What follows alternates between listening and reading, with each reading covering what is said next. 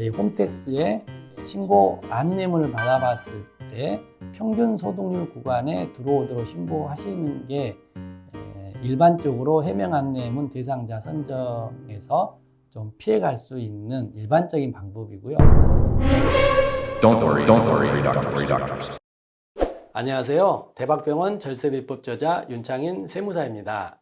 원장 선생님들의 절세 궁금증 시원하게 해결해 드리겠습니다.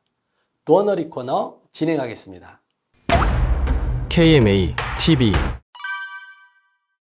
네, 그러면은 결국은 병원도 해명 안내문을 받는 병원이 있는 거고 받지 않는 병원도 있을 수 있다는 말이에요. 예, 맞습니다. 예. 그렇다면 해명 안내문을 받는 병원이라면은 그만큼 예컨대 부실 신고가 의심될 수도 있겠으나 거꾸로 생각해 보면은 매출이 그만큼 좋았다. 이렇게 생각해 볼 수도 있나요?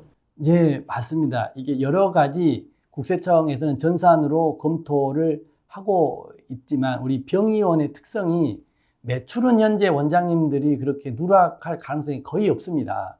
거의 급여로 이루어졌고 비급여인 경우에도 현실적으로 신용카드, 현금 영수증이 거의 발급이 되기 때문에 결국 병의원의 소득을 줄이려면 매출을 누락시키는 게 아니고 결국 비용을 늘려야 되는 부분이 있다 보니까 상대적으로 매출이 많은 높은 병의원이다라고 하면 결국 해당 소득률을 맞추려면 해당 필요경비가 높을 수밖에 없기 때문에 정말 전산상 분석이 잘못됐다 하더라도 매출이 높은 병의원이 해명 안내문 대상으로 선정될 가능성이 상당히 높다라고 이해하시면 될 것 같습니다.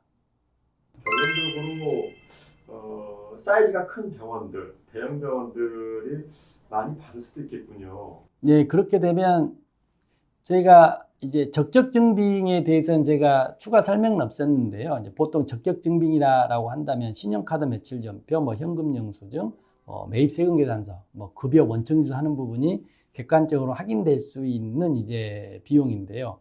이 부분은 국세청에서도 어차피 상대방이 확인되는 비용이기 때문에 큰 쟁점이 되지 않습니다. 대부분 이제 말씀드렸듯이 신용카드나 이제 신용카드 없이 일반 영수증인 부분인데 과사관련 경비냐 업무무관 경비냐 이게 크게 두 가지에서 세무공무원 입장에서는 이건 병의원의 경비로 인정할 수 없습니다 라는 쟁점이 되는 부분입니다.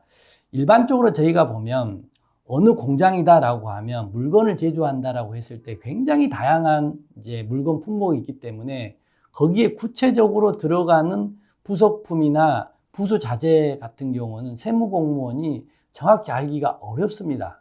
그래서 공장을 운영하는 재무제표를 아주 세세히 느낌을 가지고 할 수는 없으나 상대적으로 저희 병의원 같은 경우에는 금방 이렇게 드러나는 좀 불리한 점이 있습니다. 이게 어떻게 병의원이 사업용으로 쓸 수가 있지? 이거는 원장님 집에서 쓸 것 같은데 특히 백화점이나 이런 가전제품을 사용했다라고 한다면 이게 어떻게 병의원과 관련이 있지라고 해서 바로 가사경비나 업무무관 경비로 부인될 가능성이 높기 때문에 아무래도 다른 업종에 비해서 병의원 업종이 이런 필요경비를 비용 처리하는 과정이 좀 표현은 그렇습니다만 상대적으로 조금 불리하다, 부인될 가능성이 다른 업종에 비해서 훨씬 더 높다라고 볼 수가 있겠습니다.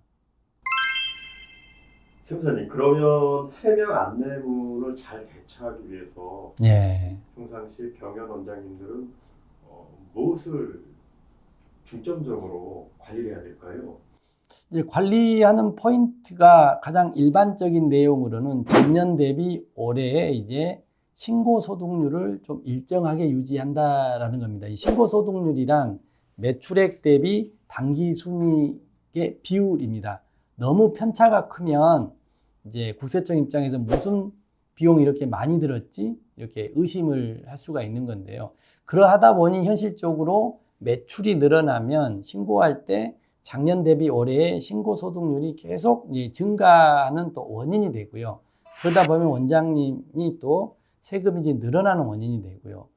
참 이렇게 해명 안내문이 나오지 않도록 뭔가를 한다라는 얘기는 아주 세밀한 내용에 있어서 원장님들이 많은 노력을 하고 계실 겁니다. 그렇지만 큰 틀에서는 이 국세청에서 보고 있는 일반적인 신고소득률 관점에서 보면 35% 전후 플러스 마이너스 5%, 그러니까 그게 30에서 40% 안의 구간에 들어오면 일단 큰 차이는 없다라고 이렇게 생각을 하게 되고요. 그리고 매년 신고하실 때 되면 홈택스에 평균 소득률 대비 저소득 신고자라고 이렇게 분류가 이제 되고 있는데요. 매년 홈택스 신고 내용에서 3년이죠, 3년. 3년 연속 이렇게 평균 소득률보다 낮게 신고가 되다 보면 아무래도 해명 안내문 대상자로 선정된 가능성이 높기 때문에 막연히 그냥